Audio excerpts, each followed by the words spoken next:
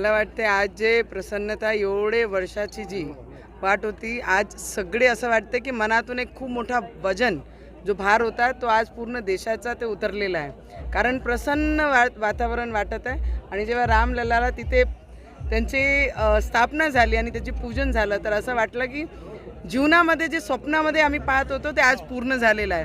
आणि त्याचप्रमाणे आज अमरावतीची हनुमानगडीवर देवेंद्रजी आले, त्यांना आम्ही आज बाण देऊन, धनुष्य बाण देऊन त्यांचाही सत्कार केला. एक कारसेवक म्हणून त्यांच्या जे योगदान, असे भरपूर कारसेवक ज्यांचा रक्त त्या मंदिरासाठी, त्या स्थानसाठी होता. आणि असे भरपूर संत महाराज आणि कारसेवक ज्यांनी आपले जीवसुद्धा तिथे दिलेले आहे.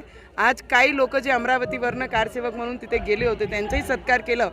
आणि आमचे राज्याचे माजी मुख्यमंत्रींनी, आजचे उपमुख्यमंत्री जे कारसेवक म्हणून त्यांनी दोन्ही वेळीच आपलं योगदान दिलं, त्यांच्यासुद्धा इथे आपण सत्कार केलं. रवीजींनी जसं म्हटलं धनुष्यबाण त्यांना दिलं, ज्यांना धनुष्यबाणचा वजन, भार हातात सांभाळता येते त्यांचा आज त्यांची हाती देऊन त्यांचा आम्ही सत्कार घेतलेला आहे. आणि ज्यांना हातात सांभाळता येत नव्हतं धनुष्यबाण, त्यांच्या हातून देवानी तर पहिलेच घेऊन घेतला आहे. जो राम का नहीं, जो हनुमान का नहीं, वो देश में, हिंदुस्तान में किसी काम का नहीं.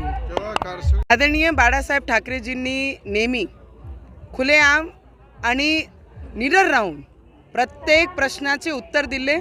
जेव्हा त्यांनी म्हटलं हो हे आम्ही पाळलं म्हणजे आम्ही पाळलं, हे आम्ही केलं म्हणजे आम्ही केलं.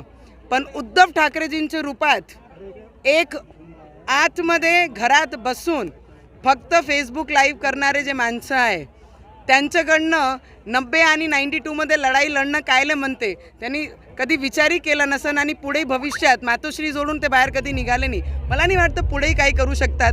कारसेवकांचं योगदान त्यांना काय करणार आहे. जेव्हा निमंत्रण आलं तर म्हणते राम मंदिरात मी जाणार नाही, जिथे ठरलं तिथे जाणार आहे. बाळासाहेब असते निमंत्रणची वाट पाहिली नसती.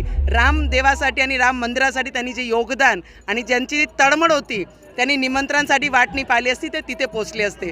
तर मला वाटते पहिले निमंत्रण नाही आलं म्हणून त्याच्यावर प्रश्न उत्तर करणं, निमंत्रण आल्यानंतर माझं जिथे ठरलं तिथे जाईन. मला वाटते देव हा कोणासाठी निमंत्रणसाठी वाट पाहत नाही.